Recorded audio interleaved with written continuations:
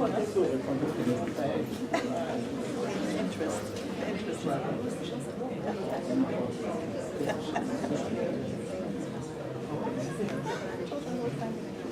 to the Joseph and Gertie Schwartz Memorial Lecture. We are honored today to have as the lecturer Dr. Ben Uthwaite, whom I'll refer to in a moment. Let me first, however, say that this lecture is sponsored by a fund that was established in 1969 by the estate of the late Ruth Schwartz to sponsor programming at the Anne Tenenbaum Center for Jewish Studies. And the lecture this year takes place in the context of quite a remarkable academic conference on the Genizah that has brought together the most eminent scholars from North America, Europe, and Israel. And this is, of course, the public lecture associated with that conference. The theme of the conference is the Cairo Genizah. And of course, that Genizah, as you know, has a special relationship to the University of Cambridge, which can be regarded in some respects as the ultimate trustee and custodian of the Genizah and the custodian of its history. And so it's entirely appropriate that our public lecture in this connection should be Dr. Ben Uthwaite from the University of Cambridge. So let me just say that Dr. Uthwaite has worked as a researcher, a Genizah researcher, for the last 20 years. And since 2006, he has been head of the Genizah Research Unit in the Cambridge University Library. He has published extensively on material from the Genizah with philological and historical interest. And he is here today to talk to us on the topic, the Cairo Genizah, the greatest medieval archive. Dr. Uthwaite. Thank you.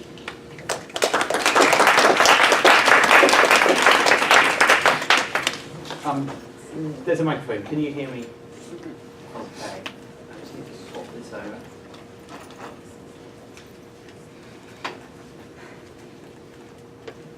Okay, good. So this is a slightly daunting lecture to give because it's in the context, it's the public lecture in the context of a workshop. So the audience is of mixed kind.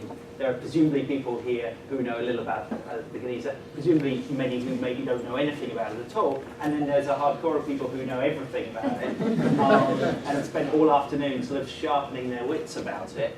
So the sort of, having to then come and present about this in front of these different people, it's an impossible task. So I'm very grateful for the invitation to come here and speak about it, but obviously it brought with it a certain amount of trepidation. I've gone for a lecture which will help the neophytes, the Genizah neophytes in the audience, tell you what the Genizah is. I hope there will be one or two items of interest to please even the hardcore aficionados. However, if not, then at the very least they can kind of revise their Genizah history. Because there are some aspects of the Cairo Genizah, and I'll say a bit more in a minute about this, and why, I would argue it might be regarded as the greatest medieval archive. There are some aspects to the story of it that give it this status, in addition to the content of it. So beginning, well, the whole story obviously doesn't begin in Cambridge University Library, but Cambridge University Library is now the home to most of the Cairo Genizah. Cairo Genizah is a vast treasure trove of manuscripts. We don't know exactly how many manuscripts there are. They're all in fragments, so when you talk about manuscripts, if you come from a Western manuscripts background, you might think of a codex. No, we're talking about individual leaves, fragments of leaves, tiny little bits of manuscripts. And the majority of them, 2/3 of them, sit in this building by Giles Gilbert Scott, designed in the 1930s, which is Cambridge University Library. And there are many treasures in Cambridge University Library. When I first took over the Genizah, the then librarian made it very clear to me, the head librarian, the university librarian, that there were too many treasures in the university library for us to put any forward as being greater than any other. And that was not library policy. Now, he retired, and we've had more enlightened librarians since then who have recognised that there are one or two collections in the university library which really put Cambridge on the map and put our collections on the map, and that are unlike no other. And Cambridge is full of treasures. There's just unlimited numbers. 5th century Codex Bezae of the New Testament, a parallel edition of the New Testament, considered so dangerous that it had to be sent to Cambridge to be hidden away, lest anyone should actually read it. And they're objects of beauty, possibly the most beautiful book ever published. Pliny's Natural History in this 1476 incunable edition. It really is. It's like a manuscript but printed. A beautiful, beautiful thing. And then things like Isaac Newton's own copy of Principia Mathematica in the edition with interleaved pages, so he could write all of his corrections in it. And when we show that to people, as we did here to show, I can't remember, some important donors, I think, we threw Stephen Hawking's PhD thesis next to it to show the depth of talent, that has been at Cambridge for a long period of time. In fact, when we had an exhibition a while ago that opened of our sort of treasures of the library, Isaac Newton was there and Stephen Hawking was there. And we had a few things relating to Einstein as well. And the person who opened the exhibition, who was a retired professor of astronomy, said that he thought, by general consensus, the greatest scientists of the last 300 years were, Darwin, Isaac Newton, and Einstein. And of these, the greatest must be Einstein, because he's the only one who didn't have the benefit of a Cambridge education. All of which leads me to this, which, compared to Pliny's Natural History of 1476, does not look like much. Even to, unless you're a Genizah scholar of a certain vintage, this doesn't even look like Genizah material, because Genizah material nowadays is all very carefully cleaned and conserved, which is the result of many, many years of very extensive conservation. But this is what Genizah looked like in its raw state. And it's these fragments in this mixed up, Schechter called it a battlefield of books. This mixed up raw state that first excited the scholarly world. And all the great collections, all the great archives, treating the archive very broadly, have good origin stories like superheroes. So Nag Hammadi, two brothers, and the mother who took the manuscripts away and burned some of them. The Dead Sea Scrolls, the Bedouin following a lost goat and finding a cave. But of them all, the Genizah has the best origin story because it relies on so many accidents of circumstance, so many cases of serendipity, that you could not possibly recreate the rediscovery of the Cairo Genizah. It would fall down at so many points.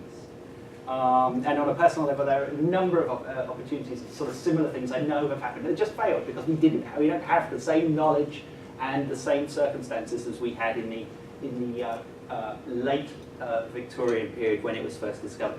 And so one of the first announcements that anyone would have seen about the Genizah is from the Athenaeum in May 16, 1896. This written by Mrs. Lewis, so one half of this duo, Mrs. Lewis and Mrs. Gibson, who some can argue are the real discoverers of the Cairo Genizah, although many people have discovered it over the centuries.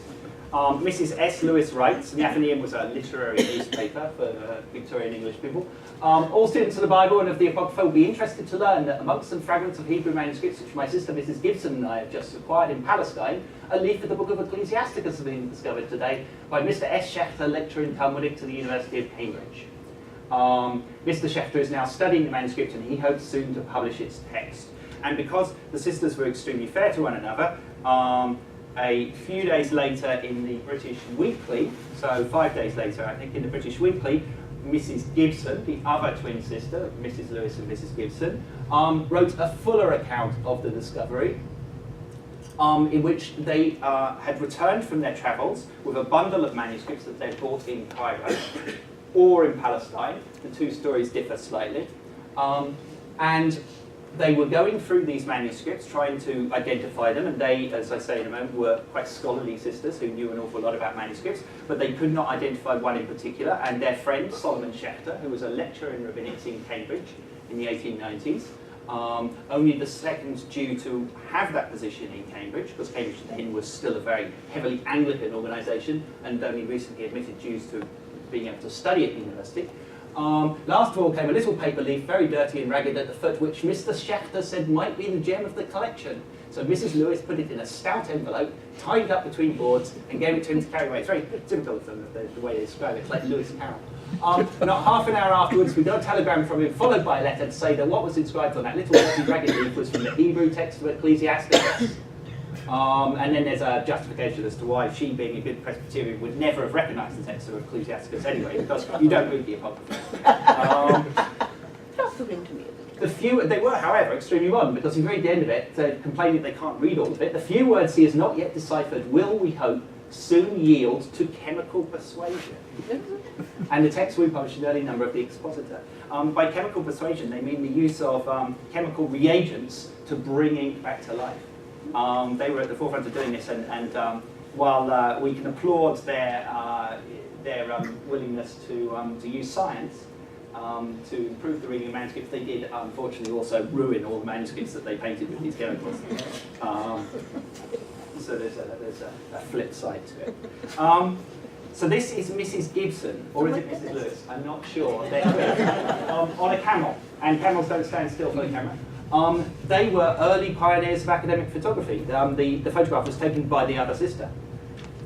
This is on a trip to the Sinai. Mrs. Lewis and Mrs. Gibson from Ayrshire in Scotland raised a Presbyterian, devout Presbyterian family. Their father wanted a son. He got twin girls instead, so he raised them like a son. They sent them to the best schools. They had a very full education, preparing them for life far beyond the realm of tiny Ayrshire with its numerous churches and strict Presbyterianism. And he gave them the biggest present of all that he could give them, which was a love of travel and learning. Because he told them early on that he would take them to any country in the world if they just learned the language first. And so that set them on a lifetime of studying Oriental languages and traveling to further their own education and to acquire manuscripts. Later on, their father discovered he had a cousin in America who had helped build railways, and he had died childless, and he left the equivalent of £100 million to them. So they became extremely, immensely rich, and they settled in Cambridge, where they built a mock Scottish baronial mansion at the foot of the only hill in Cambridge. When not in Cambridge, they travelled around the Mediterranean, going into monasteries, meeting librarians of ancient monasteries that in many cases had never met sort of Western scholars, or if they had been suspicious of them because they tended to steal manuscripts, and they ingratiated themselves with these communities because they could speak to them. So the professor of Greek in their day could not speak Greek, obviously not, whereas they could. So when they went to a monastery, they were able to converse with the monks. And it was on a trip to St. Catherine's, a monastery in the Sinai, that they met the monastery librarian, Galacteon, him. And he was extremely wary of Western visitors because a few years previously, Tischendorf, a European scholar, had gone in and stolen Codex Sinaiticus from the monastery, pretext of borrowing. He was going to return it. However, they so charmed him with their ability to communicate that he showed them the secret cupboard in which they kept the best stuff that had never been shown to anyone, and they made a discovery of a very early Aramaic translation of the New Testament. They got very excited about it, they took a few photographs, they went back to England to show people, who immediately took no notice at all of them, because they were two Scottish women. What could they possibly show scholars in Cambridge that would be of interest to them? By a ruse, they threw a party. They loved to throw parties. You think of strict Presbyterian women, but Janet Soskis's book, Sisters of Sinai, will tell you that in fact they dressed in the latest parish fashions. They threw great parties. And so they threw a party and they left photographs of the manuscript on the piano, knowing that the professors, when they got bored of ladies' tittle tapping, would go and sit at the piano and tickle on the piano, and they couldn't help but see photographs of the earliest known Aramaic translation of the New Testament. And such happened. They got terribly excited. An expedition was put together. They went back to St. Catherine's in the Sinai with various scholars. They proceeded to photograph the whole book and to investigate the library more thoroughly, and the result was a great publication by one of the Cambridge professors of the manuscript, and almost no mention of the role of the sisters at all, because this was the 1890s after all. However, more importantly, on that expedition, as was their custom, they spent time in Cairo, and they bought some manuscripts from the book dealers of Cairo. And as they stated in the various newspaper reports, one of the items they bought was this, which they showed to their friend Solomon Schechter, who by chance happened to be one of the few people in the world at that time who could recognize what this was. So he identified it as the book of Ecclesiasticus for them, the book of Ben Sira in Hebrew, one of the apocryphal books of the Bible. It's found in the wider Bible used by the Orthodox Church. It's transmitted in Christian biblical tradition. However, it had been lost to Jewish tradition for at least 1,000 years. Work composed in the 2nd century BCE, presumably in Hebrew, rapidly translated into Greek, and thereafter translated in Greek and other mainly Christian languages. The knowledge of it in the Hebrew tradition was lost, although in the Middle Ages it is referred to. And this manuscript, a paper medieval manuscript with no title, no identification, just one leaf of a work that hadn't been seen for 1,000 years, Solomon Schechter was able to identify at a glance. Why? Because he had made a personal study of the book of Ben Sira. This is the remarkable serendipity. This is another manuscript of it that turned up later. Had they shown this to any other scholar in England, they would not have recognised the work. They would have said it was, a collection of proverbs, a bit like the book of Ecclesiastes. However, Schechter was able to recognise from the language that it was actually the book of Ben Sira. And the reason is because he had made a personal study of the book of Ben Sira in its mentions in Jewish sources. So he was trying to prove that in the Middle Ages there was a Hebrew version of the book of Ben Sira being discussed, transmitted by Jewish scholars. Haidar quoting from it, others discussing it. It was even banned at one point. And he was involved in an argument with various other scholars, including Margoliouth in Oxford, who said no, they were probably using the Greek version and just translating into Hebrew, or whatever. They had a sort of bastardized translation of the Greek back into Hebrew. So to prove his point, he went through all the Jewish sources and produced an article in the Jewish Quarterly Review, which pulled out all the cases he could find where it said things in Jewish sources like Amar Bar Sira, and put them together. And he thought if you did this, enough, you would be able to reconstruct large parts of the book. And so it just happened that the manuscripts that he was shown from the Friedberg Genizah contained bits that are remarkably similar to what he had been reconstructing from Jewish sources. So you can see there's obviously a long period of transmission between the 2nd century BCE and the quotations in the Middle Ages or in the Bionic period. So it's not exactly identical, plus this now is a medieval copy, so produced in the earliest in the 10th century because it's on paper. However, it is close enough that you can see that here it's discussing how God gives medicines from the ground. And the same quotation occurs in one of the Midrashim. So, extremely excited, he sent a telegram, which unfortunately we don't have. I don't know. But he did send this letter on Cambridge University Library note paper to Mrs. Lewis. 13th of May 1896, dear Mrs. Lewis, I think we have reason to congratulate ourselves, for the fragment I took with me represents a piece of the original Hebrew of Ecclesiasticus. It is the first time that such a thing was discovered. Please do not speak yet about the matter till tomorrow. I'll come to you tomorrow about 11 p.m. and talk over the matter with you. Have to make that known. Haste, better send yours sincerely, Eshek. He was Romanian. He'd only moved to England sort of 10 years before and taught himself English from reading the King James Bible.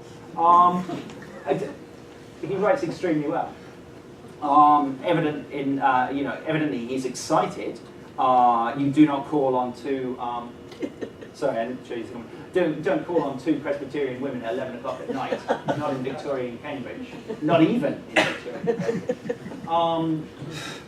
However, do not speak yet about the matter. He's clearly concerned that other people might hear about it. And his main concern is his academic adversaries, friendly adversaries in Oxford, because he knows that they too have been acquiring manuscripts, and he's a bit worried that they might find out about this great discovery and beat him to the source of it, because he already knows where this manuscript probably came from. It was brought in Cairo by these two sisters, shown to him on a dining room table in Cambridge, identified by him that same day. However, several years previously, and for all the intervening period, he had been receiving, in his role in Cambridge, he taught rabbinics, but he also had an honorary position as sort of keeper of Hebrew manuscripts in the university library, because they didn't have an expert on Hebrew manuscripts in the university library in those days.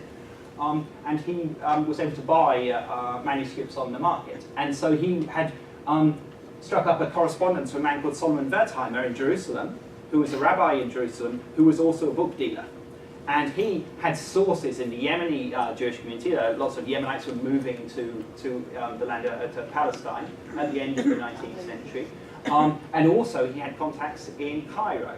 And he was acquiring manuscripts, and then he was sending them to Cambridge and Oxford and selling them for very, very, very modest sums of money. You'd say 2 shillings. But here, in this postcard from Jerusalem in April 1893, he's offering for sale a Sefer Torah found in one of the Genizah of Cairo, Egypt, written on leather of roebuck. Should you require it, let me know soon. So Wertheimer was selling manuscripts some years previously from a Genizah in Cairo. So when Schachter saw on that dining room table, shown to him by a Presbyterian, a lost work of the 2nd century BCE in a medieval copy written on Oriental rag paper, he knew it must be coming from the same place that Wertheimer was getting his manuscripts from, a Genizah in Cairo. So he determined that he would set off to Cairo as soon as possible, find this Genizah or these Genizot, and acquire what was in them. Because he had been buying manuscripts from Wertheimer for some years. Wertheimer had been sending some things that had interested Schachter, but nothing that had excited him. He'd sent him copies of Torah scrolls, for instance, which Schachter, it's nice to have a medieval Torah scroll, but it didn't especially excite Schachter. Copies of Ketubot from long-lost medieval communities. Again, Schachter was not a historian, not particularly interested in that aspect. Had Wertheimer sent him a copy of the Book of Ben Sira in Hebrew, he would have bought it off him, in a shot and been there to find out from Wertheimer where it came from. But that never happened. But it did happen that 2 women bought this copy. Now, Schachter was concerned that it might take him a while to get to Cairo. Schachter was not rich; he was extremely poor, in fact. The university had a strange relationship with the university because he was a Jewish scholar in a Christian institution that was essentially a factory for turning out Christian scholars. His salary was actually paid by a member of the Montefiore family in London. So he himself was not wealthy. However, he did have wealthy friends. And one of them was Charles Taylor, master of St. John's College, Cambridge, who was a mathematician, but like many Cambridge people of that era, actually was far more interested in the Bible.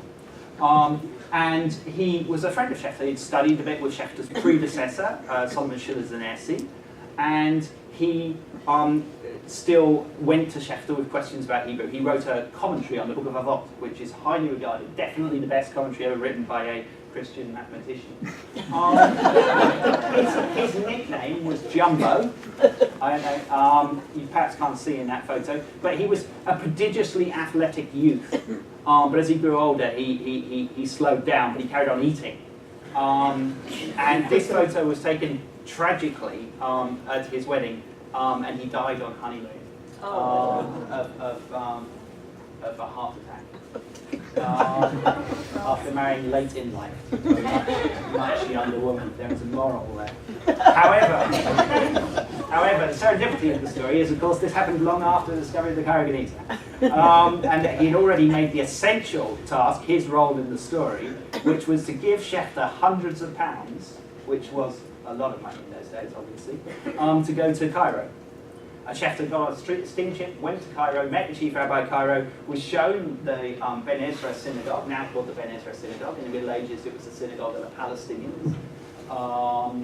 It was where the Jews of Palestinian heritage, who recognized the primacy of the Palestinian Academy in Jerusalem, it was where they prayed. There was a different synagogue for the Babylonian Jews in Egypt and a different one for the Karaite Jews. So he was shown this synagogue. He was shown into the women's gallery, which is on the sort of mezzanine second level, because it's an Oriental synagogue where the women are separated from the men. And he was shown a hole in the wall through which the community of Fustat, Old Cairo, the original Islamic capital of Cairo, had been putting manuscripts for 1,000 years. And it seems, although this is probably not entirely the case, it seems they'd not emptied it out for 1,000 years. And the manuscripts had accumulated floor to ceiling for 2 stories. And the chief rabbi said to him, the Jewish community had very little interest in it. Obviously, book dealers were getting in and taking things, or the beadle of the synagogue was selling things because Wertheimer was selling them to London, to Cambridge and Oxford and so on. So the chief rabbi said to Schechter, take whatever you like, and Schechter famously wrote, I liked all, and took 200,000 manuscripts back to Cambridge.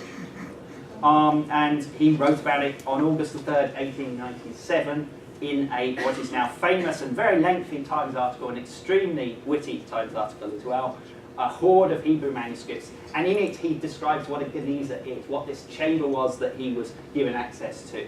The Genizah to explore, which was the object of my later travels in the East, is an old Jewish institution. The word is derived from the Hebrew verb Genaz and signifies treasure house or hiding place. When applied to books, it means much the same as burial means in the case of men. When the spirit is gone, we put the corpse out of sight to protect it from abuse. In like manner, when the writing is worn out, we hide the book to preserve it from profanation. The contents of the book go up to heaven like the soul. In this case, the books went to Cambridge University Library. This is the old Cambridge University Library, which had so few books in those days that they could give Schechter a whole room for his Cairo collection. And this is in 1898. Schechter, head in his hands, wondering, what have I done? Soon afterwards, he set off for America, leaving the collection behind to Cambridge University. He dug through it for copies of the Book of Ben Sira, which is his primary interest, and he made a number of extremely interesting discoveries. But he always felt that the Genizah was such an enormous collection of such range of material that it would take a team of scholars, far beyond even someone of his learning, to really make the proper work that needed to be done on it done. And so he left, so rather than keep it his personal collection, which he possibly was within his rights to do, he left it to the university library. Only insisting, there were a few conditions. One, the main one, that it should be called the Taylor-Schechter collection, after Charles Taylor and Solomon Schechter, who had discovered it and provided the funding to bring it back. This is what a Genizah archive looks like. This is now what a Genizah archive looks like, and it's a big improvement, but less photogenic. And this is what it looks like if you come and you open it. So, anyone can look at it. We've come a long way, but it took a very long time to get to this point. So a few facts. Taylor Schechter Cairo Genizah collection, not the only Cairo Genizah collection. There are at least 3 Genizah collections, maybe 4 in Cambridge. There are more worldwide, but this is the largest. 193,000 manuscripts, the earliest dates from the 5th century CE, probably. 2 distinct periods, the classical Genizah period, which is from the Fatimid Nayubic period, so from 960 until 1250, and the Ottoman period, 16th century. There's stuff in between, but it's those 2 periods when the Jewish community in Fustat was very active and writing things and putting them into the Genizah. The earliest items are sacred. A Genizah is a repository for sacred texts. However, there is a considerable body of documentary material which was not intended to be sacred. It might have a sacred character, there might be some reason to it, but it was not intentionally sacred. It was not a prayer book or a Bible or whatever. And now a serendipity. We're fortunate that we got the Genizah of Fustat. Fustat, the original Islamic capital of Cairo. Fustat, then Cairo, became the center of the Islamic world under the Fatimids. It outgrew Baghdad in its magnificence. It's stretched all around the Mediterranean. It had outposts as far away as the Yemen in terms of people who recognized the suzerainty of the Fatimids. So the Jewish community that was in Fustat, an ancient Jewish community in Fustat, rather like the Jewish community in Baghdad under the Abbasids, suddenly found themselves at the center of an Islamic world, a mighty, economically strong, powerful, intellectually vibrant Islamic world, and they grew accordingly. That's how we got the Babylonian yeshivot. Under the Fatimids, the Fustat community grew accordingly. And so we're very fortunate that we got this Genizah at this point of time, and not, say, the Damascus Genizah or the Baghdad Genizah at the same point in time. How important was Fustat? This, from the Genizah, is a get, divorce deed, very formulaic. What is most interesting about most divorce deeds are the names and dates in them. And this one is dated, so it's 11th century. And always, when it gives you, it tells you the date, it tells you what system they are using. And in this case, it says, this is the year, blah, blah, blah, according to the manner of counting which we use here, Ba'ir al-Qahira. Yeah, so in the city of Cairo, so not Fustat, not the capital. This is the new capital that the Fatimids founded in 969, the city of Cairo, that we use here in the city of Cairo. And for those who don't know, Hasmucha le-Fustat, which is next to Fustat. So even though Cairo is the capital city of Egypt, magnificent city with palaces and so on, that the Fatimids, intended there to be a symbol of their new regime, Fustat, for the Jews, is the place by which you identify Cairo. And if this document had been written in Fustat, they would have said Fustat, which is on the Nile. So that's it. In Egypt, there's the Nile, there's Fustat, then there's Cairo, and Alexandria and other places. So Fustat was a very important place, and this long after Cairo had emerged as the capital.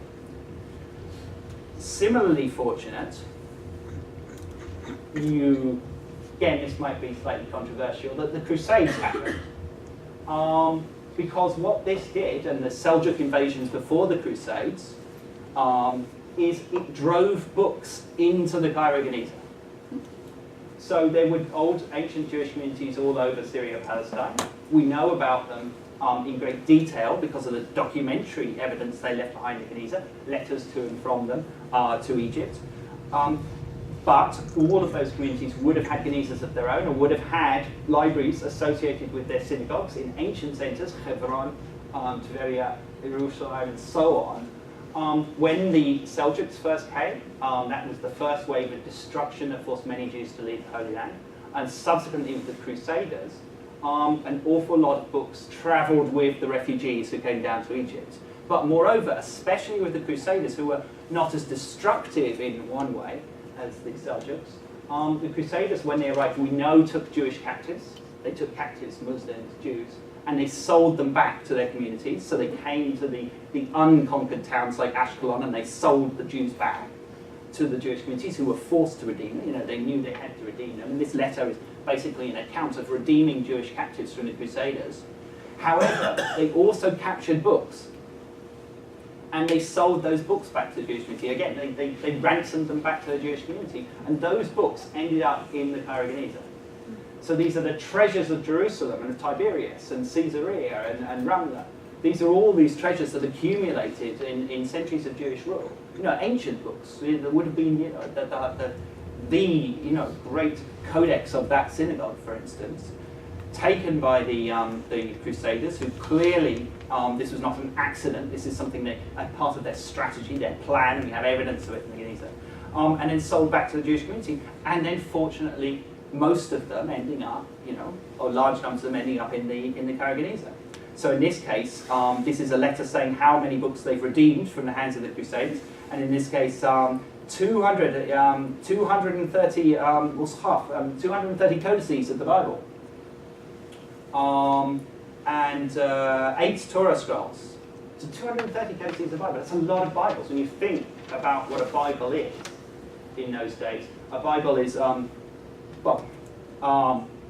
codex made of sheepskin. If it's a model, nice codex like this, which is dedicated synagogue, Kodesh Ladonai, Israel, not to be sold, not to be redeemed. That's 300 or 400 sheep has probably given their lives to make that book. and a scribe has laboured months to write it. So this is a considerable investment in a book. And you think that 230 of these, turn up having to be brought back from the Crusaders, and bits of them end up in the Genizah, consequently. Things like this you would expect to find in Genizah. It's a repository for sacred works. There's no more sacred work than copies of the Tanakh. However, what is sacred, maybe, we have a different eye. So this Bible has, clearly been overwritten by someone, and alphabet written in the margin by some child learning their alphabet. So was the Genizah also a repository for spare school texts, spare bits of paper, vellum, parchment, expensive stuff? Did the Genizah then not just be, was it not just a sacred store, but somewhere in which that you could place things that could then be reused later on? There was a school associated with the synagogue. Did they use it as a source of writings? And what is what is a Bible? I mean, this is a Bible too. It's not as magnificent as that one. It's not on parchment, it's on paper. And one of the reasons we have so many writings from the Genizah in this period is that paper arrived in Egypt probably in the 10th century, and all of a sudden, many more people can put pen to paper than used to be able to because it's more affordable. And so this is somebody's personal Bible. What appears to be the case is when people went to the synagogue, they would want a Bible to have with them. And depending on their status, that might be a magnificent one that costs 25 dinars and 200 sheep. Or it might be one that you wrote yourself. And if your grasp of Hebrew grammar doesn't quite go as far as silent shva in final kaf, as it doesn't throughout this manuscript, that doesn't matter because it's yours and you made it. And eventually, when it falls apart, it's put into the Genizah by you or your children to whom you bequeath it. And it's for that reason that we have things that have predate the synagogue in which they were found. That synagogue, the Ben Ezra synagogue, dates from 1040. It was built on the site of a former synagogue destroyed by the Caliph al-Hakim in 1015. But this manuscript, which is the oldest dated medieval Hebrew manuscript, dates to 903 to 4. So it's 130 years older than the synagogue in which it was found. And moreover, it doesn't come from Fustat, it comes from a town in Iran. So it's an Iranian Jewish Bible, which has travelled centuries and continents to reach Fustat. Now, sacred works, I mean, this is the essence of the Genizah. It is a repository for sacred works. We know, what the principles of Genizah are here set out in Mishnah Shabbat, so what you can do on a Shabbat. You can not only save life, but you can also save Kitvei HaKodesh from destruction. And you should save them, whether you read them or not, so whether it belongs to your right or your religion or not, and even whatever language it's written in, it doesn't matter. If it's sacred, and you need to hide it away according to the custom of Genizah. Itself an unusual enough word that it's vocalized. So this is perhaps why we have things that are, sacred in character, but to other religions perhaps. So here, this is a collection of poetry by the Peitan Yanai, sort of Palestinian, one of the earliest exponents, or an early exponent of Palestinian liturgical poetry. But it's written over the top of an old Greek manuscript, which presumably the scribe who wrote this couldn't read, because it's the Bible, it's Origen's hexapla, the unique 6-column version of the Bible produced by the Christian Church Father Origen, to establish what the correct text of the Greek Bible should be. And in this case, you see the Greek uses the Greek characters pi iota to represent the Hebrew Shem Hashem in the Greek text. And also things that were sacred to one sect, but not to mainstream Judaism, presumably. This was one of Schechter's great discoveries, his discovery of the Dead Sea Scrolls 50 years before they were discovered. He found the Damascus document. He correctly identified it as a work of Second Temple Judaism, even though, unlike Ben Sira, he had not made a special study of this, and he had no other text to compare it to. He recognized in this discovery that the background to this text, which talks about a new covenant being made, was a Second Temple Jewish sect, and subsequently the very same work turns up amongst the Dead Sea Scrolls. However, on the other hand, the sort of thing that perhaps didn't interest Schefter so much, but goes a long way to explain why we have such a wealth of archival material, are the everyday ordinary items that it's just not entirely clear why they're in the Genizah. So this is a fragment of parchment sent home for schoolboy. I'm informing my lord the Sheikh, God keep him. There's Abu Hassan, who's been getting on very well in school, and newly arrived, getting on very well in school, and I'm informing him another boy called Abu Hassan ibn al-Wahab conspired with the other boys and broke his writing board. So it's a case of schoolroom bullying. It's not a savable text in any way. I mean, you would get this. It's either written on a scrap of vellum. You would admonish your son to keep a low profile in the future. You would buy him a new writing board, because no table, so you sit with the board on your knees. And then you'd throw it away. But you don't throw it away, it goes into the Genizah. Is it because it's holy? Because it's got a name of God in it, Allah. It's a Jew writing it, but he's using Arabic language in Hebrew characters, so he uses the Arabic name God, Allah. Does that make it holy? It's God after all. Or is it because it's written in Hebrew characters, the Shona Kodesh? It's not entirely clear. We shouldn't question it. We should just be thankful that people regarded these things as worth saving, because this kind of ephemera does not exist in any other collection, and not in the number and amount alongside all of the great texts that are also there. One of Schefter's very early discoveries really woke him up to the potential of the Genizah as a historical archive, as a source to test, to rewrite Jewish history. So this is a letter that he fished out the Genizah very early on due to its prodigious size, very big piece of parchment, very long. And it was signed, as you can read quite clearly, by someone, Hushiel Barabi el-Khanan. Now, Schefter, being Schefter, immediately recognized this name. He's read his Sefer Kabbalah, Ibn Daud, and he recognized that that's very similar to the name Hushiel ben Hananel.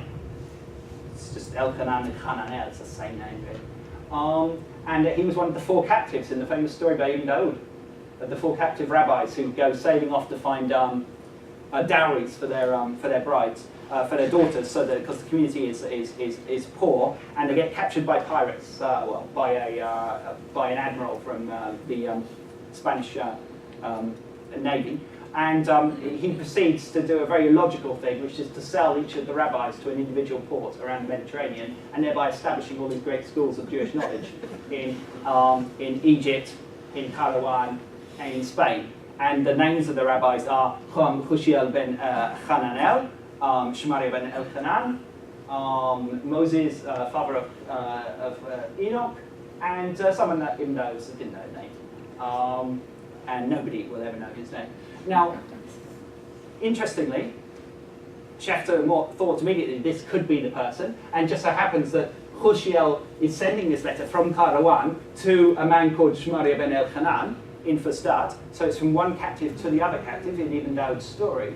So immediately, this is fantastic. This is a Jewish historical source of great dubiousness anyway, even though Sefer Kabbalah is a polemical work. It's not a work of history, and written long after the events which it describes. And it's written for a very clear purpose of polemicizing, a certain way of thinking of Ibn Daud. However, two of the characters show up. Once he read the letter, though, and this is where Schefter once again shows his kind of steamy-mindedness, he realized that we should not take Ibn Daud at face value. There are historical elements in the story, but we should not be credulous enough to believe it as it is. Because the Genizah, fortunate, this letter is so long, it actually talks about how Hushiel wanted to visit Elchanan in Egypt, but wasn't going to because he was expecting his son to arrive from his homeland very soon, Italy. So what becomes clear once reading this is that Hushiel has migrated voluntarily from his home in Italy and settled in Karawan, because there he could found a Jewish school, because they were lacking people of his stature. And the Shemaria ben Elchanan probably did the same, but coming from a different part of the world. And so, while Ibn Daud's story in this sort of place tells an important message, the centres of learning spread out around the Mediterranean, the easy way it happened, one pirate capturing one boatload of, the most important rabbis and then dealing them out around the Mediterranean, is a slight historical oversimplification. It also exposes us to events that we hear about from Islamic sources, but from historical sources. They're the only historical sources we really have for this period. So 1050, this is a letter. All is not rosy in the Jewish community of Damascus. This is Jewish community of Damascus. It's at the very borders of the Fatimid realm. There's been the Fatimid governor has left or died or something, and the elders of the city, or a new body in the city, has woken up and decided to take over the city. And these are Bedouin rather than Fatimids. They're described by the writer of the letter as Arabs, not as Muslims, and he's deliberately saying Arabs to sort of show they're not good Muslims. And they rise up and they immediately impose harsh restrictions on the Jewish community. And that includes cutting them off from the water supply. You see, "Vayistamo aleinu mavor hamayim, ki amru ech yishtu ha'ivrim min hamayim shelanu." Why should the Hebrews drink from our water? Yeah, again, they're using deliberately provocative terminology. This letter was sent to Egypt to explain, to report what was going on in Damascus. Egypt was the great centre. This is the great thing about Fustat. Everything flowed to Fustat. But a few years earlier, a very different situation. This is a letter written by Josiah, Rosh Yeshivat Gaon Yaakov, Josiah ben Aaron. He is the head of the Jewish community in Jerusalem, the Gaon in Jerusalem, head of the academy in Jerusalem. And this is a fundraising letter, something I'm very familiar with. He's writing to the community, presumably he sent out several copies of this letter. In this case, I think this one is sent to Damietta. Yes, it is, which he uses a biblical name, E capital, but the Dumiyat. And he is explaining how he is having to make extraordinary payments. They've been hit with very harsh tax. And he's going to have to ask for that money from the wider dispersed Jewish community to support the academy in Jerusalem. The academy in Jerusalem has a lot of financial demands placed on it, and the Muslim rulers have placed additional taxes on them. And he says that, this is a terrible time for us. And in the past, we wouldn't have bothered you. Because of the time when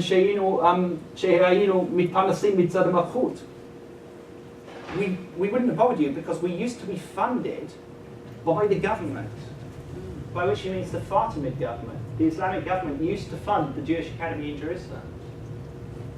So not only did they have to rubber stamp the appointment of Jewish leaders, but they actually gave funds towards maintaining ancient Jewish establishments. So the academy, the yeshiva,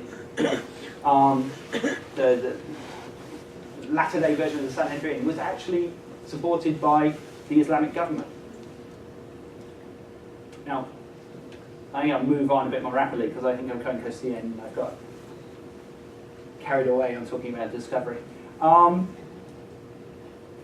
things will surprise you. This is a Thanksgiving scroll, the Megillat Mitzrayim, one of many Thanksgiving scrolls with that title. In this case, it celebrates the deliverance of some members of the Jewish community who were taking part in a funeral procession for a very famous person in Fustat. It was a big public funeral. This annoyed local youths or the rough elements of the wider Judeo-Islamic society around. And this resulted in stone throwing in a riot and the arrest of some of the leading members of the Jewish community who were there. And they were, on the strength of Muslim witnesses, sentenced to death.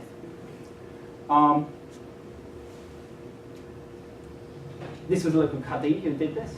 So as was their right, as was the right under Islamic government to apply to the Caliph. So they applied, the leading members of the community went and made application to the Caliph's court, questioning this judgment. The Caliph listened to witnesses. It's all described in glowing terms. The Caliph himself is described here as 13 years into his reign. And he ruled all of the realm with a wide heart and great knowledge, great understanding. He listened to the witnesses. He decided the Muslim witnesses were lying. He freed the Jews and he sentenced the Muslim witnesses to death. And this scroll marks this miraculous deliverance. Now, the funny thing is that the caliph who was responsible for this thing that they give thanks for, was the Caliph al-Hakim, who we now know as the Caliph who destroyed churches, burned synagogues, and generally took his anger out, the failure of his government and the slight mental unbalance, on the dhimmi, on the protected peoples. And yet here is a completely different side to him earlier in his reign that we might never have seen were it not for the Genizah. Now obviously there are things, Moses Maimonides, it is, everyone would have got excited about this. It is a very exciting case of the Moshe ben Rabbi Maimun. He lived and worked in Fustat at this time. It is no surprise we have it. More interesting, perhaps, the drafts of his works. Now, works that are well known, but also works like this that he wrote for Anamia in Hama in Syria, who became rich and powerful, but quite late in life. And so found that as his power had increased, his manly powers had decreased. And he asked Maimonides to write him a guide to aphrodisiacs, which Maimonides duly did. And this is a draft of the work, which is intended for a Muslim, but he drafted it in Judeo-Arabic in Hebrew characters, and produced a fair copy later on. Now, alongside famous people like Maimonides, perhaps somebody you may not be aware of, a letter here. It's a letter complaining of poverty. He's written it to a man called Avraham ben Chagai, Avraham Hasaken, and it's signed by Shmuel Barabi Yaakov. A name that sounds common, but actually isn't very common at all. Here's the same man. Some years later, his situation has improved. He no longer has to beg money from Avraham Barabi Chagai. He now is commissioned to copy Bibles. And one of them he's copying will be a copy that he already produced for a man called Ibrahim ibn Khudayj, which is Avraham ben Chagai, in his Arabic version of his name. Because this is written in Judeo-Arabic, it's a legal document, and he will be paid 25 dinars to produce a copy of the prophets with vowels, accents, masara.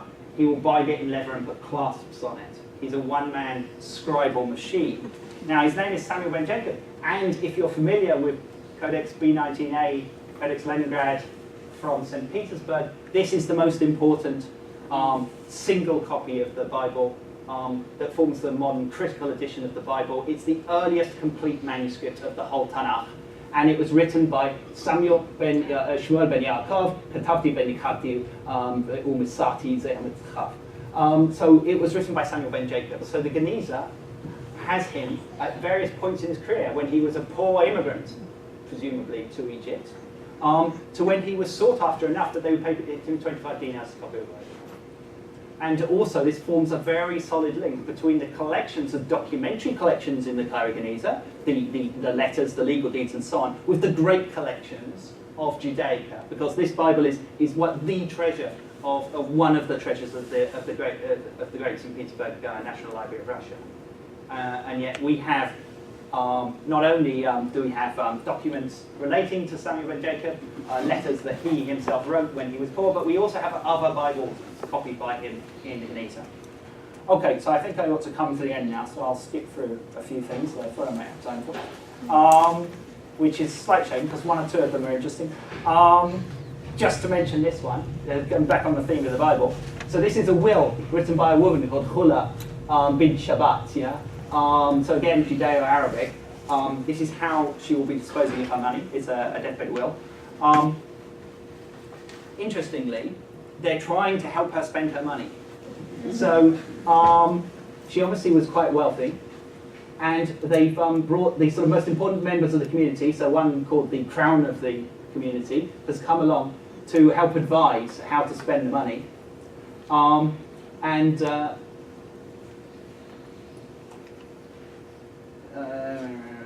Looking for the right bit, which I can't see. Yeah, here we go. So that there is a that there is a copy of the Bible. There is a mitzvah in the synagogue of the Palestinians and the Iraqis, so it's shared between the two synagogues. Here it is, down here. You see, Genizah al-Iraqiyin wa al-Shamiyin. Yeah, there is a Bible worth a certain value, so a good Bible, a nice codex, perhaps B99. And it could really do with conservation. It needs to be repaired. And will she leave? And would she leave the money? And she said, no. Which is a good, you could lead a donor to water, but you can't make him or her pay for your conservation project. This is something that we all know. Right, I'm going to skip on because I haven't got too much material. The other thing is, so it also exposes things perhaps, posterity, they would not have wanted to leave to posterity. So we know that when Maimonides arrived in Egypt, the Egyptian community had declined from its great time under the early Fatimids. And Maimonides was quite appalled at some of the things that he saw, and it included the use of what he regarded as magic and superstition, mainly superstition because it was intellectually wrong. And he talked specifically about the use of angelic names in mezuzot, and sure enough, here we have a mezuzah, which, what is a mezuzah anyway but an amulet in origin, but with angelic names written on it, showing that he was entirely justified in his prejudices because clearly they're doing it. But also, it's still a good enough document that it gets put into the Cairo Genizah. And sometimes just utterly surprising things. But then we shouldn't be surprised because all life is there and we know how frail and idiotic humans are. So this is a magical recipe written in once again, it's a surprisingly wide use of Aramaic, Judeo-Arabic, Hebrew, Arabic. In this case, it's got all because there's even Arabic script down here. And this it reads like a medical recipe. Take a place of lead, write on it in the first hour of the day, bury it in a new grave which is 3 days old. Slightly odd medical recipe. And if you read at the bottom, it ends like a medical recipe which always says something like, this will be good for eyes, this will be good for hemorrhoids, this will be good for breathing. In this case it says, this will be good for killing. So, we have to thank Mrs. Lewis and Mrs. Gibson, even as we rob them of their dignity with this photo, and Solomon Schechter. That was the Schechter era. From 1974, we have the Reif era. So many of you will know Stefan Reif, who's my predecessor in the role. This is obviously not a posed photo, with what he was mainly responsible for, which was the largest part of the Genizah still sat in boxes when he arrived, the additional series, more than 100,000 items, which is a lot out of 193,000. He was responsible, and even the great Goitai, the greatest historian of Cairo Genizah, felt there wasn't much really value in doing anything with the additional series. But Stefan nevertheless got it conserved. Now we have the new era. We're not sure what we call this era. To many people it's the post-Reif era. I suspect Stefan called it that.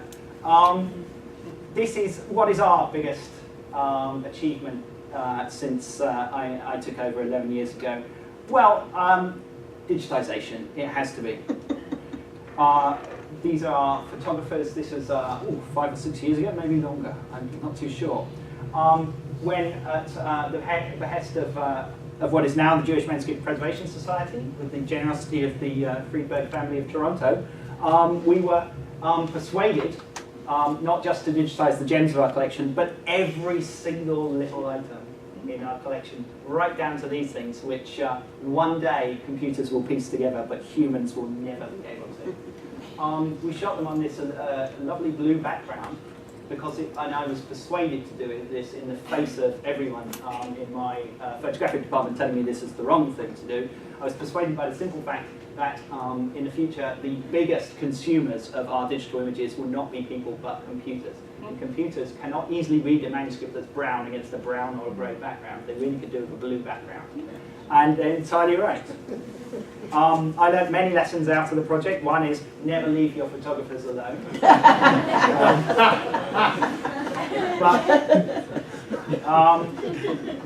We are now in the very fortunate position, and there's few fields probably where you're in the same position, where nearly every single item that we want to use is now available at the end of our mouse on the internet. The entire Friedberg Genizah, rescued in the 1890s, rescued from the Jewish community who treasured it.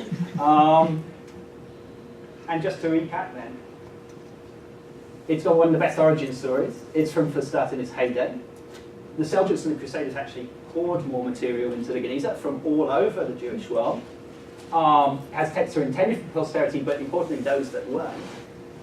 Has great men, but also women, children, which I didn't really have time to go too much into, the sick and all the rest of medieval society, and it's completely digitized and entirely available online. Thank you very much.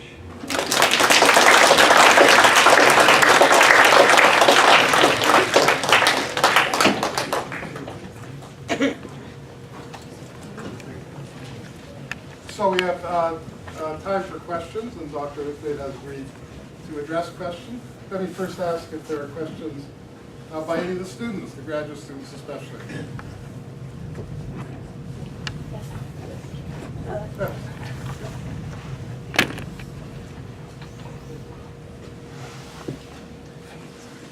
Thank you so much for that talk. It was fascinating.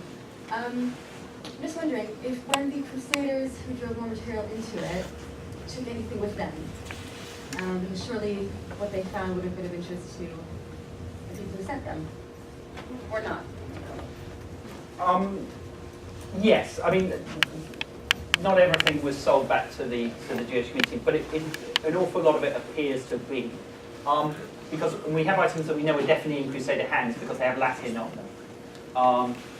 So some things were identified by people who read Hebrew, and then they wrote a note in Latin saying this is a commentary on Isaiah. No, we don't really know. I mean, there must be manuscripts that ended up as plunder elsewhere, but I think the fact was that this was a simple economic matter at this time. At the forefront of the Crusade, it was less about ideology than it was about surviving and building up the new kingdom that they'd fortuitously conquered. And the sheer numbers, the amount of material, we can measure because you can see the book lists maintained by the synagogues. Every time you got a new beadle of the synagogue, they had to sign a receipt for everything that they took into their care in the synagogue. So we've got these regular receipts written for the synagogue of the Palestinians in Fustat. And in the sort of 1060s, there are 20-something copies of the Bible. And in the 1180s, there's 200 copies of the Bible. So there's an enormous increase. And it's not that the Jewish community grew, although it did grow because of the refugees. But it's also these books that came from the Crusader conquest. So, but yes, beyond that, it's difficult to say because what we talk about Genizah manuscripts, but what is a Genizah manuscript? It's a medieval Jewish manuscript. I mean, and they're all over the place. I mean, the B19A, I would say, is a Genizah manuscript because it was produced by someone in 1008 writing it in Fustat, the Leningrad manuscript. It's just by chance that it didn't fall apart and end up in the Genizah and instead was treasured.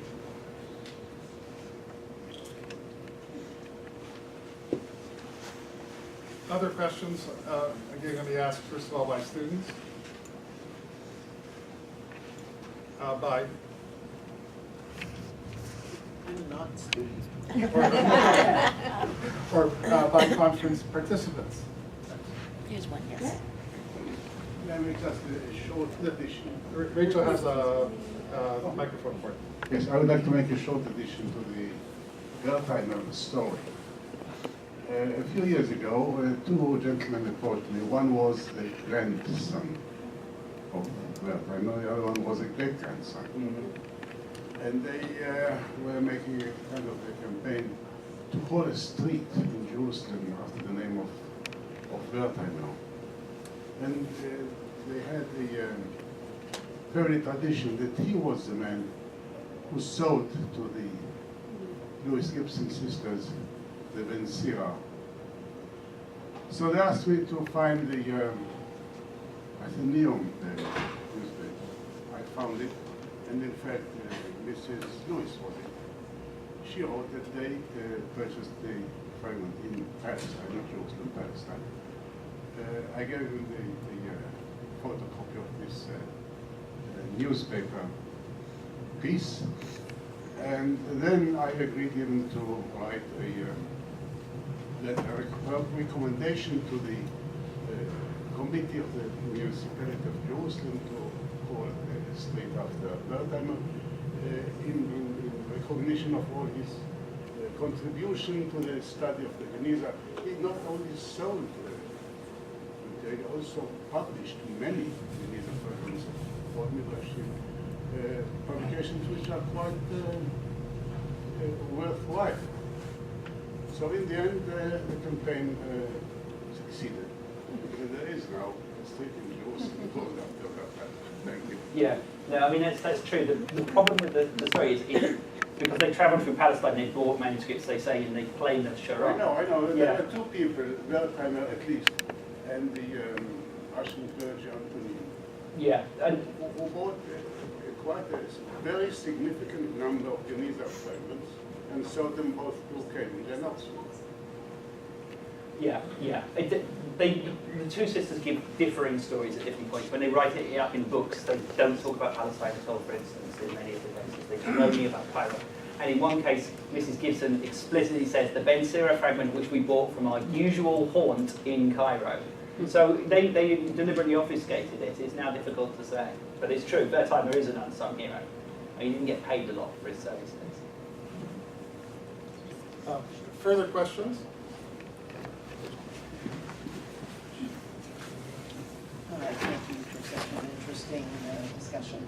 Can you hold it up closer? A couple of months ago, I saw an exhibition at the Metropolitan Museum of Jerusalem, and there were in that exhibition documents of Maimonides in Judeo-Arabic, and I'm just wondering if they were on loan from the Cambridge Library.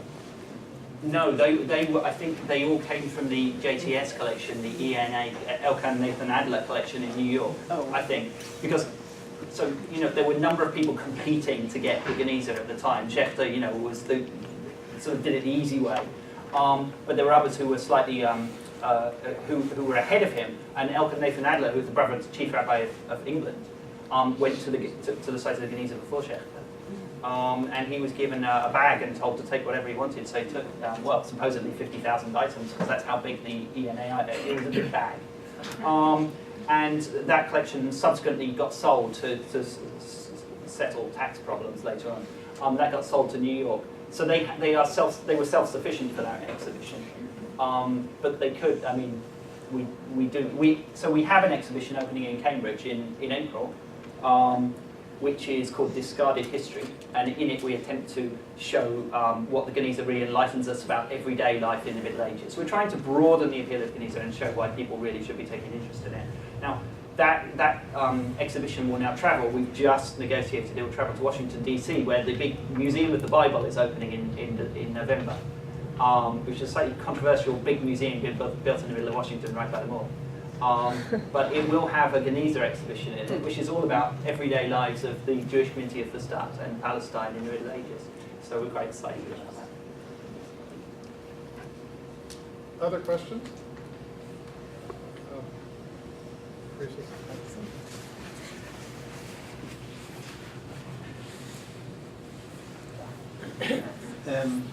Can we learn from the story of the preservation of the Cairo Genizah and try to think where can we find the next big thing, because it try to lay out rationally why it happened there and not in other places. So can we at least the same way that oil companies try to figure out where to look for oil. Yeah. Well, it is an accident of circumstance. The Mongols would have, destroyed any Genizot in, Baghdad, Damascus, and so on. For start, although it was burned, it was never completely destroyed. The synagogue, the old Jewish city, remained intact. That's why we have this medieval collection still now, is you just don't have the same set of circumstances elsewhere in the Middle East. The great find since the Genizah for Jewish manuscripts has been the European Genizah. The discovery that all of these, European manuscripts were used to bind books in papal libraries and in Western libraries generally. And that's thrown up numbers equivalent to the Cairo Genizah. Whether it's quite as interesting is another matter. I mean, it depends on what your interests are. But that kind of minute, the recognition that fragments of manuscripts are still of interest, Before great codices, the reason Scheffler never got excited about what Wertheimer was sending him was because it was bits of manuscripts. If he'd been sending him whole books, he would have bought them. But as it was, he sent so many manuscripts back to Wertheimer unsold that Wertheimer had to beg writing for money to get them back from the post office. So yeah. Professor Reeves? Years ago, I went to Egypt to give a lecture in the academic center. And while the one who was in charge of the center gave me a ride to the center, I asked him about the Genizah. He told me, don't speak about the Genizah in the car because the Egyptian intelligence, they listen to it. And so I have two questions about it. First of all, if there is a chance to find more Genizah in the cemeteries in Egypt. The second question is, if the Egyptians still asking to bring back to Egypt all the treasure because they are arguing that this is an Egyptian treasure and that should be back in Egypt. Yeah, well, the second question was similar. The first question. The second question, no, we've never received any. We have had contact with the Egyptian authorities. There's never been any interest in claiming it back. It has historically not been regarded as an Egyptian national treasure. Now, the new Genizah, that when they dug in the Bassatin and they found things, that remains in Cairo. But no, we have never had any kind of discussion with the Egyptians, so there might be any questionable, this might have been acquired questionably, or there was any kind of legal claim on it. So no, in that regard, no, not at all. As to whether we could find another one, Wisdom? Due to the, I think it's impossible because the situation of Bassatin Cemetery is just awful. And I worked there in 2005, and last time I saw it, it was in 2015, and it's completely flooded, and even the newest graves are completely laid, and it's just impossible. And about the claims, it's the Jewish associations were asking for having the documents, the books and the manuscripts still in Egypt, and it was a quarrel between late Carmen Weinstein and Ahava, something like this, and the Museri family. But what I know is Magda Haroun, who is the head of this small Cairo community, gave everything to the deputy services. And actually, there's not a lot of things. It's a Genizah story. It's not something. Yeah, and it's, no, not Easter. Her daughter. Easter was. The problem was with the history. Ah, yeah, because. Professor Fox.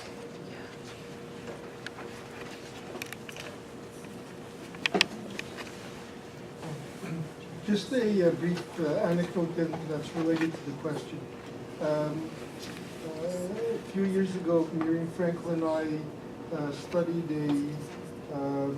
a court registry, and I, as part of my work there, made an estimate as to how many documents this court produced, given the amount of orders. And so we came to the idea that maybe the Genizah has something like maybe 5 to 10% of the documents just that one court tried to produce or had produced, whether it was wills or whatever. And so do you have any theories of loss? Because After all these little fragments, it could be this, could have once been part of large books. So do you have any theories of how we lost things? When the Mosseri collection was discovered, you know, a large part of it was evidently dug up from the synagogue precincts. So he went, whatever, 1909 or whatever, and dug it up. And that, he knew from talking to the community that they had periodically buried things from the Genizah. So it sounds quite likely that they just took, you know, bits of the Genizah out and deposited them in graves or in the synagogue precincts itself. Presumably, I don't know. I mean, is everything else an accidental survival? Is it family papers? Or do we just have? Is the Genizah really just a group of archives? You know, the papers of Moses Maimonides or the Maimonides family, maybe, and the papers of other leading individuals. Yeah, impossible to say at this stage. Well, let's all conclude by thanking Dr. Uthny for this wonderfully illuminating.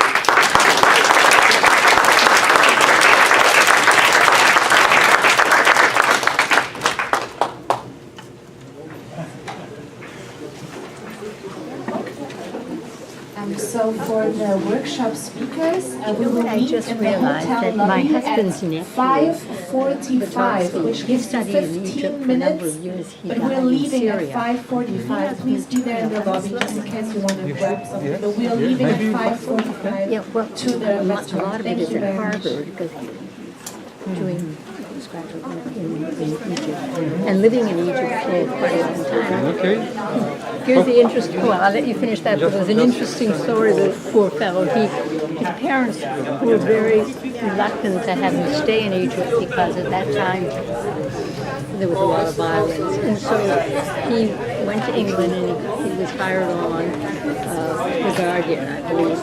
And he said before he starts working, he'll take a little trip to Syria because he had friends there. He was killed in a bus crash. Yeah. So, you know, appointment of Samara, you know, they thought it was too dangerous there. I don't know how to turn it off. Okay. You turn it off now? No, I didn't. Okay, good.